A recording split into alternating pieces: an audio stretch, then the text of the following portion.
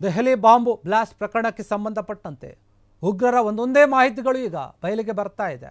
ಏನಾಯಿತು, ಯಾರ್ಯಾರು ಯಾವ ರೀತಿಯಾಗಿ ನಡೆದುಕೊಂಡಿದ್ರು, ಬಾಂಬ್ ಬ್ಲಾಸ್ಟ್ಗೂ ಮುನ್ನ ಈ ಒಂದು ಉಗ್ರರೇನಿದೆ, ಉಗ್ರ ಡಾಕ್ಟರ್ಗಳು ಏನು ಮಾಡ್ತಾ ಇದ್ರು, ಏನೇನು ಪ್ಲಾನ್ ಮಾಡಿದ್ರು, ಅದೆಲ್ಲವೂ ಕೂಡ ಈಗ ಒಬ್ಬೊಬ್ಬರದೇ ಬಯಲಾಗ್ತಾ ಇದೆ. ವಿಚಾರಗಳೆಲ್ಲವೂ ಕೂಡ ದೆಹಲಿಯಲ್ಲಾದಂತಹ ಒಂದು ದೊಡ್ಡ ಬ್ಲಾಸ್ಟ್ ಏನಿದೆ, ಸಾಕಷ್ಟು ಜನ ಜೀವವನ್ನು ಕಳೆದುಕೊಂಡಿದ್ರು. ಅದಕ್ಕೆ ಸಂಬಂಧಪಟ್ಟ ಹಾಗೆ ಒಂದೊಂದೇ ವಿಚಾರ ಬರ್ತಾ ಇದೆ ಹೊರಗಡೆ. ಸ್ಫೋಟಕ್ಕೂ ಮೊದಲು ದುಬೈಗೆ ಪರಾರಿಯಾಗಲು ಪ್ಲಾನ್ ಮಾಡಿದ್ರಂತೆ ಉಗ್ರರು. ಖತರ್ನಾಕ್ ಪ್ಲಾನ್ ಅನ್ನು ಮಾಡಿದ್ರು. ಟೆರರ್ ಡಾಕ್ಟರ್ ಶಾಹೀನಾ ಫರೀದಾಬಾದ್ನಲ್ಲಿ ಏನು 3,000 kg ಸ್ಫೋಟಕ ಒಂದು ಸಂಗ್ರಹ ಒಂದು ಪ್ರಕರಣದಲ್ಲಿ ಇವರ ಒಂದು ಆರೋಪಿಯಾಗಿದ್ದರು. ಘಟನೆ ನಡೆಯುವ ಒಂದು ಕೆಲವೇ ದಿನಗಳ ಹಿಂದೆಯಷ್ಟೇ ಇವರು ಪಾಸ್ಪೋರ್ಟ್ಗಾಗಿ ಅರ್ಜಿಯನ್ನು ಹಾಕಿದ್ರಂತೆ.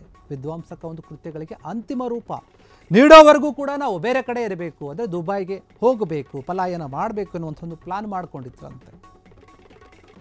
ಅಲ್ ಫಲಾಹ್ ಒಂದು ವಿದ್ಯಾಲಯ ಏನಿದೆ, ವಿಶ್ವವಿದ್ಯಾಲಯ, ಅದರಲ್ಲಿ ಡಾಕ್ಟರ್ ಆಗಿದ್ದರು, ವಿದ್ಯಾಭ್ಯಾಸವನ್ನು ಮಾಡ್ತಾ ಇದ್ರು. ತನಿಖಾಧಿಕಾರಿಗಳು ಈ ಒಂದು ವಿಚಾರವನ್ನು ಬಹಿರಂಗಪಡಿಸಿದ್ದಾರೆ. ಈಗ ಏನು ಈ ಒಂದು ವಿಚಾರದಲ್ಲಿ ದೆಹಲಿಯ ಒಂದು ಬಾಂಬ್ ಪ್ರಕರಣಕ್ಕೆ ಸಂಬಂಧಪಟ್ಟಂತೆ ಬ್ಲಾಸ್ಟ್ ಆಗಿತ್ತಲ್ಲ, ಅಲ್ಲಿ ಸಾಕಷ್ಟು ಜನ ಅಮಾಯಕರು ಒಂದು ಪ್ರಾಣವನ್ನು ಕಳೆದುಕೊಂಡ್ರು. ಅದರ ಬಗ್ಗೆ ಸರ್ಕಾರ ಗಂಭೀರವಾಗಿ ತೆಗೆದುಕೊಂಡು NIAಗೆ ಒಂದು ತನಿಖೆಯನ್ನು ಮಾಡಿ ಅಂತ ವಹಿಸ್ತು.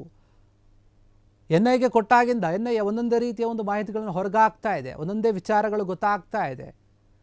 ಡಾಕ್ಟರ್ಗಳು ಎನಿಸಿಕೊಂಡವರು, ಜನರ ಒಂದು ಪ್ರಾಣವನ್ನು ಉಳಿಸಬೇಕಾದವರು, ಜನವನ್ನು ಒಂದು ಪ್ರಾಣಗಳನ್ನು ಹೇಗೆ ತೆಗಬೇಕು ಅಂತಾನೆ ಒಂದೊಂದೇ ಅಂಥದ್ದೊಂದು ಪ್ಲಾನನ್ನು ಮಾಡ್ಕೊಂಡಿದ್ರು. ಆ ಪ್ಲಾನ್ ಮಾಡುವಂಥ ರೀತಿಯಲ್ಲಿ ಇದು ಒಂದು ಕೂಡ ಏನು ಅಂತಂದರೆ, ನಾವು ಈ ಒಂದು ಕೃತ್ಯಗಳನ್ನು ಎಸಗೋದ್ರೊಳಗೆ ಅಥವಾ ಈ ಒಂದು ವಿಚಾರಗಳು ಹೊರಗೆ ಬರೋದ್ರ ಒಳಗೆ ನಾವು ಈ ದೇಶವನ್ನು ಬಿಟ್ಟು ಬೇರೆ ಕಡೆ ಹೋಗಬೇಕು, ಹಾಗಾದರೆ ನಾವು ಸೇಫ್ ಆಗಿರ್ತೀವಿ,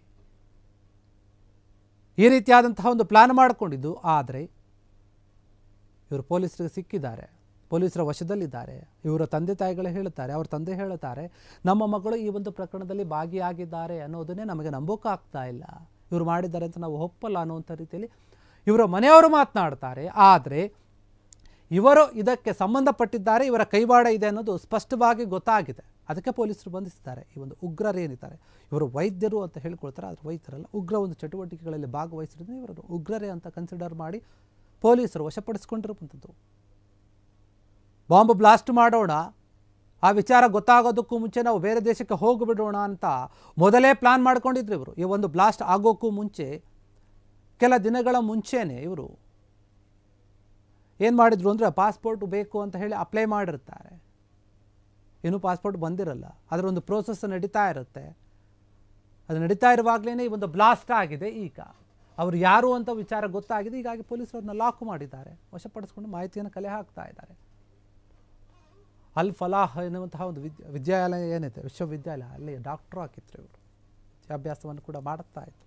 ಹೀಗಾಗಿ ದೆಹಲಿಯ ಒಂದು ಬಾಂಬ್ ಪ್ರಕರಣಕ್ಕೆ ಸಂಬಂಧಪಟ್ಟಂತೆ ಉಗ್ರ ವೈದ್ಯರುಗಳ ಒಂದೊಂದೇ ಮಾಹಿತಿಗಳು ಬಯಲಿಗೆ ಬರ್ತಾ ಇವೆ. ಇವರ ಜೊತೆ ಯಾರ್ಯಾರಿದ್ರು, ಏನು ಪ್ಲಾನ್ ಮಾಡ್ಕೊಂಡಿದ್ರು, ಈ ಬ್ಲಾಸ್ಟ್ ಮಾಡೋಕ್ಕೂ ಮುಂಚೆ ಏನೇನು ಮಾಡ್ತಾಯಿದ್ರು, ಏನೆಲ್ಲ ಪ್ಲಾನ್ ಹಾಕ್ಕೊಂಡಿದ್ರು, ಬೇರೆ ದೇಶಕ್ಕೆ ಹೋಗೋದಾಗಿರ್ಬೋದು, ಅಥವಾ ಯಾವ ರೀತಿಯಾಗಿ ಬ್ಲಾಸ್ಟ್ ಮಾಡಬೇಕು, ಎಷ್ಟು ಕಡೆ ಬ್ಲಾಸ್ಟ್ ಮಾಡಬೇಕು, ಯಾರನ್ನ ಬ್ಲಾಸ್ಟ್ ಮಾಡೋಕ್ಕೆ ಕಳಿಸಬೇಕು, ನೀನು ಹೋಗ್ತೀಯಾ ನಾನು ಹೋಗ್ತೀಯಾ, ಈ ರೀತಿಯಾದಂಥ ಒಂದು ಚರ್ಚೆಗಳು ಆಗಿದೆ ಇವ್ರ ಮಧ್ಯೆ. ಫೈನಲ್ ಆಗಿ ಒಬ್ಬರನ್ನ ಕಳಿಸಿದ್ದಾರೆ. ಒಂದು ಕಡೆನೇ ಮಾಡೋಕ್ಕೆ ಪ್ಲಾನ್ ಮಾಡಿದ್ರು, ಅಥವಾ ಬೇರೆ ಬೇರೆ ಒಬ್ಬ ಕಡೆ ಬ್ಲಾಸ್ಟ್ ಮಾಡೋಕ್ಕೆ ಒಂದು ಪ್ಲಾನ್ಗಳನ್ನು ಮಾಡಿದ್ರ, ಎಲ್ಲ ವಿಚಾರಗಳು ಏನಿದೆ ತನಿಖೆಯ ವೇಳೆ ಹೊರಗೆ ಬರ್ತಾ ಇವೆ. ಪೊಲೀಸರು ಎಲ್ಲ ಮಾಹಿತಿಗಳನ್ನು ಕಲೆ ಹಾಕ್ತಾ ಇದ್ದಾರೆ. ಈ ಹಿಂದೆ ಕೂಡ ಏನು ಬಳಸಿದಂತಹ ಒಂದು ಕಾರ್ ಆಗಿರ್ಬೋದು, ಅದು ಎಲ್ಲಿಂದ ಬಂತು, ಯಾರ್ಯಾರಿಂದ ಅದು ಕೈ ಸೇರಿತ್ತು, ಸೆಕೆಂಡ್ ಹ್ಯಾಂಡ್ ಕಾರಾಗಿ ಬದಲಾಯಿತು, ಹೆಂಗೆ ಇವ್ರ ಕೈಗೆ ಸೇರಿತು, ಇವೆಲ್ಲ ವಿಚಾರಗಳನ್ನು ಕೂಡ ಕಲೆ ಹಾಕಿದರು. ಮತ್ತು ಇದಕ್ಕೂ ಮುಂಚೆ ಸಿಕ್ಕಂಥ ಒಂದು ಸ್ಫೋಟಕ ಏನಿತ್ತು, ಆ ಒಂದು ಪ್ರಕರಣಕ್ಕೆ ಸಂಬಂಧಪಟ್ಟ ಇವರು ಆರೋಪಿ ಕೂಡ ಆಗಿದ್ದರು. ಇದೇ ಒಂದು ಸಿಕ್ಕಂತಹ ಸ್ಫೋಟ ಈಗ ಯಾವ ಒಂದು ಸ್ಟೇಷನ್ನಲ್ಲಿಟ್ಟಿದ್ರು ಆ ಸ್ಟೇಷನಲ್ಲಿ ಬ್ಲಾಸ್ಟ್ ಕೂಡ ಆಗಿದೆ. ಅದನ್ನು ಪರಿಶೀಲನೆ ಮಾಡುವಂತಹ ಸಮಯದಲ್ಲಿ ಹೀಗಾಗಿ ನೋಡಿ, ಇವರು ಈ ಒಂದು ಪೊಲೀಸ್ ಸ್ಟೇಷನಲ್ಲಿ ಆದಂತಹ ಒಂದು ಬ್ಲಾಸ್ಟಿಗೆ ಸಂಬಂಧ ಇಲ್ಲದೆ ಇದ್ದರು, ಕಾರಣ ಅಲ್ಲದೆ ಇದ್ದರೂ ಕೂಡ ಪರೋಕ್ಷವಾಗಿ ಇವ್ರ ಕಾರಣ, ಡೈರೆಕ್ಟ್ ಆಗಿಲ್ಲ ಅಂದರೂ ಕೂಡ. ಯಾಕಂದರೆ ಇವರು ಬ್ಲಾಸ್ಟ್ ಮಾಡಬೇಕು ಅಂತ ತಂದಂತಹ ಒಂದು ಸ್ಫೋಟಕ ಈಗ ಎಲ್ಲಿ ತೆಗೆದುಕೊಂಡು ಹೋಗಿಟ್ಟಿದ್ರು ಸ್ಟೇಷನಲ್ಲಿ, ಅಲ್ಲಿ ಅದು ಬ್ಲಾಸ್ಟ್ ಆಗಿದೆ. ಒಂದು ರೀತಿಯಲ್ಲಿ ಇವರು ಕೂಡ ಅದಕ್ಕೆ ಕಾರಣ ಅಂತಲೇ ಹೇಳ್ಬೋದು, ಲಿಂಕ್. ಯಾಕಂದರೆ ಇವರು ತಂದಿದ್ದರಿಂದಾನೆ, ಅದು ಸಿಕ್ಕಿದ್ರಿಂದಾನೆ, ಇವ್ರು ಹೋಗಿ ತಗೊಂಬಂದಲ್ಲಿ ಪೊಲೀಸರಲ್ಲಿ ಇಟ್ಟಿದ್ರಿಂದಾನೆ ಬ್ಲಾಸ್ಟ್ ಆಗಿದೆ. ಬೇರೆ ಬೇರೆ ಕಡೆ ಬ್ಲಾಸ್ಟ್ ಮಾಡಬೇಕಂತ ಪ್ಲಾನ್ ಮಾಡಿಕೊಂಡು ಬಂದು ದೇಶದಲ್ಲಿ ಜನರನ್ನು ಸಾಯಿಸಿ ಸಾಯಿಸಾದ್ಮೇಲೆ ನಾವು ಬೇರೆ ದೇಶಕ್ಕೆ ಓಡೋಗ್ಬಿಡೋಣ, ಎಲ್ಲ ತಣ್ಣಗಾದ್ಮೇಲೆ ಮತ್ತೆ ಬಂದು ಈ ರೀತಿ ಬ್ಲಾಸ್ಟ್ಗಳನ್ನು ಮಾಡೋಣ, ಅಥವಾ ಬೇರೆ ಹೊಸವ್ರನ್ನ ಲಿಂಕ್ ಮಾಡಿಕೊಂಡು ಈ ರೀತಿಯಾದಂಥ ಒಂದು ಕೃತ್ಯಗಳನ್ನು ಎಸಗೋಣ, ಈ ರೀತಿಯಾದಂತಹ ಒಂದು ಪ್ಲಾನ್ಗಳನ್ನು ಮಾಡಿದ್ರು ಅನಿಸುತ್ತೆ ಇವರು. ಹೀಗಾಗಿ ಏನು ಈ ಒಂದು ಕೃತ್ಯ ಆಗೋಕ್ಕೂ ಮುಂಚೆನೇ ಇವರು ಅಪ್ಲೈ ಮಾಡಿದ್ರು ಪಾಸ್ಪೋರ್ಟ್, ಸದ್ಯ ಸಿಕ್ಕಿಲ್ಲ. ಒಂದು ವೇಳೆ ಸಿಕ್ಕಿದ್ರೆ ಇವರು ಕೈಗೆ ಸಿಗ್ತಾನೇ ಇರಲಿಲ್ಲ. ದೇಶ ಬಿಟ್ಟು ಹೊರಗಡೆ ಹೋಗಿದ್ರೆ ಅವರನ್ನು ವಾಪಸ್ ಕರೆತರೋದು, ಹಿಡಿಯೋದು ತುಂಬ ಕಷ್ಟ ಆಗ್ತಾಯಿತ್ತು. ಲೋ ಒಂದು ಕಡೆ ಮೊದಲೇ ಈ ಒಂದು ವಿಚಾರ ಗೊತ್ತಾಗಿರೋದ್ರಿಂದ, ಆ ಒಂದು ಸ್ಫೋಟಕ ಸಿಕ್ಕಾಗ ಇವರು ಒಂದು ಹೆಸರು ಕೇಳಿ ಬಂದಿರೋದ್ರಿಂದ ಇವರು ಪೊಲೀಸರ ವಶ ಆಗ್ತಾರೆ, ಪೊಲೀಸರ ವಶದಲ್ಲಿದ್ದಾರೆ. ಇಲ್ಲ ಅಂತಂದರೆ ಇವರು ಇಷ್ಟೊತ್ತಿಗೆ ಆಗಲೇ ಬೇರೆ ದೇಶದಲ್ಲಿ ಇರ್ತಾ ಇದ್ರು. ಕ್ಷಣ ಕ್ಷಣದ ಸುದ್ದಿಗಳಿಗಾಗಿ ಫ್ರೀಡಂ ಟಿವಿ ಸಬ್ಸ್ಕ್ರೈಬ್ ಮಾಡಿ, ಲೈಕ್ ಮಾಡಿ ಹಾಗೂ ಫಾಲೋ ಮಾಡಿ. ಹೊಸ ಸುದ್ದಿಗಳ ನೋಟಿಫಿಕೇಶನ್ಗಾಗಿ ಬೆಲ್ ಐಕಾನ್ ಮೇಲೆ ಕ್ಲಿಕ್ ಮಾಡಿ.